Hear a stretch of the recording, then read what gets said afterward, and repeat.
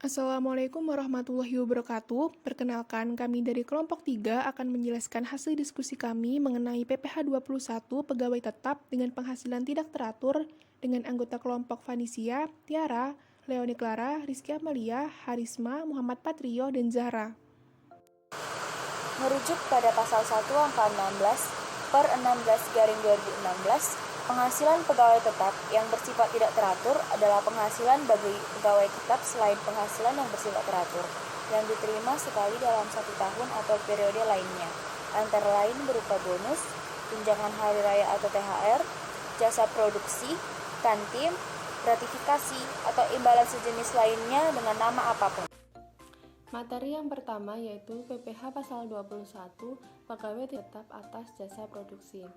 Berdasarkan penjelasan pasal 25 Undang-Undang Nomor 5 Tahun 1962 tentang perusahaan daerah, jasa produksi dimaksudkan untuk memberikan penghargaan kepada pegawai atau pekerja karena hasil pekerjaannya yang sangat dihargai oleh konsumen hingga karenanya masih diperoleh laba. Pembayaran jasa produksi ini termasuk dalam pengertian biaya untuk mendapatkan, menagih, dan memelihara penghasilan sesuai pasal 6 ayat 1 huruf A UU PPh, sehingga dapat diperhitungkan dalam mengurangi penghasilan bruto perusahaan. Tetapi apabila pembayaran jasa produksi tersebut berasal dari laba ditahan, pembayaran tersebut tidak dapat diperhitungkan dalam mengurangi penghasilan bruto perusahaan. Berikut adalah contoh perhitungan PPh pasal 21 pegawai tetap atas jasa produksi. PPh 21 pegawai tetap atas gratifikasi. Pengertian gratifikasi menurut penjelasan pasal 12B Undang-Undang Nomor 20 Tahun 2001 tentang pemberantasan tindak pidana korupsi. Gratifikasi merupakan pemberian dalam arti yang luas, yakni meliputi pemberian uang, barang, rabat atau diskon, komisi, pinjaman tanpa bunga, tiket perjalanan, fasilitas penginapan, perjalanan wisata, pengobatan cuma-cuma, dan fasilitas lainnya.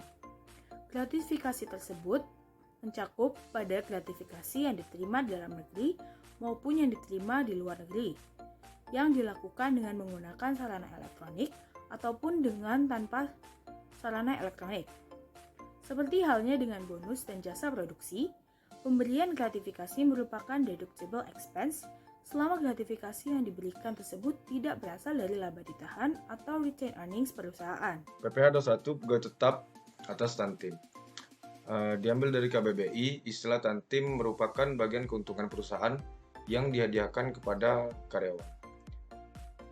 Secara umum, Tantim dapat diartikan sebagai keuntungan perusahaan yang dihadiahkan kepada karyawan yang baru dapat diberikan apabila perusahaan tersebut memperoleh laba bersih, sebagaimana dicantumkan dalam pasal 70 ayat 1 Undang-Undang Nomor 40 Tahun 2007 tentang perseroan terbatas atau sering disebut Undang-Undang PT.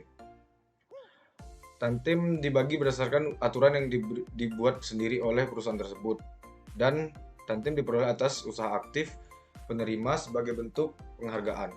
Tantim dipotong PPh pasal 21. Hal ini sama seperti jenis bonus yang lainnya yang ditulis dalam Peraturan Direktur Jenderal Pajak Nomor per strip 31 garing PJ garing 2009, yang mana bonus dan tunjangan merupakan objek pajak PPh pasal 21. Penghitungannya yaitu PPh 21 Tantim merupakan selisih antara PPh 21 setahun atas penghasilan teratur yang disahunkan ditambah Tantim, dikurangi dengan PPh pasal 21 setahun atas penghasilan teratur saja.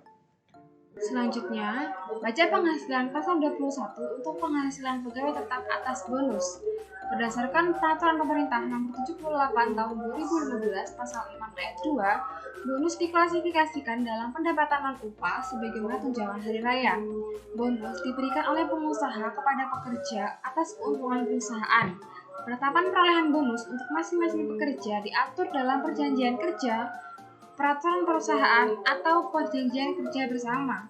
Bonus diberikan oleh perusahaan dibagi ke dalam beberapa jenis, diantaranya bonus tahunan, bonus prestasi, bonus retensi, bonus referral, bonus akhir tahun, dan tantiem.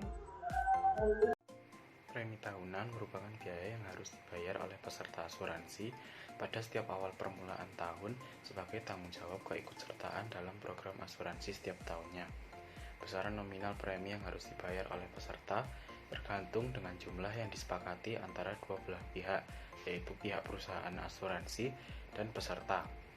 Apabila kepada pegawai tetap diberikan jasa produksi, tantiem, gratifikasi, bonus, premi, tunjangan hari raya, dan penghasilan lain semacam itu yang sifatnya tidak tetap dan biasanya dibayarkan sekali setahun, maka PPh pasal 21 dihitung dan dipotong menurut petunjuk sebagai berikut. A. Dihitung PPh pasal 21 atas penghasilan teratur yang disetahunkan, ditambah dengan penghasilan tidak teratur berupa tantiem, jasa produksi, dan sebagainya. B. Dihitung PPh pasal 21 atas penghasilan teratur yang disetahunkan, tanpa tantiem, jasa produksi, dan sebagainya. C. Selisih antara PPh pasal 21 menurut penghitungan huruf A dan huruf B adalah PPh pasal 21 atas penghasilan tidak teratur berupa tantiem, jasa produksi, dan sebagainya. Untuk perusahaan yang masuk program jam sostek, premi asuransi kecelakaan kerja dan premi asuransi kematian yang dibayar oleh pemberi kerja merupakan penghasilan bagi pegawai. Ketentuan yang sama diberlakukan juga bagi premi asuransi kesehatan, kecelakaan kerja, jiwa, dwiguna, dan asuransi beasiswa yang dibayar oleh pemberi kerja untuk pegawai kepada perusahaan asuransi lainnya. Dalam menghitung PPh pasal 21, premi tersebut digabungkan dengan penghasilan bruto yang dibayarkan oleh pemberi kerja kepada pegawai. Dan materi yang terakhir adalah PPh 21 pegawai tetap atas tunjangan hari raya atau THR. THR adalah jenis pendapatan non-upah yang diberikan oleh perusahaan atau instansi pemerintahan dan menjadi hak pegawai. THR diberikan menjelang Hari Raya Keagamaan kepada seluruh pegawai yang telah memenuhi masa kerja selama 1 bulan secara terus-menerus. Untuk dasar hukum pajak atas THR ini tercantum pada pasal 5 ayat 1 huruf B Peraturan DJP nomor per 15/PJ/2006 tentang petunjuk pelaksanaan pemotongan, penyetoran, dan pelaporan PPh pasal 21 dan pasal 26 sehubungan dengan pekerjaan, jasa, dan kegiatan orang pribadi.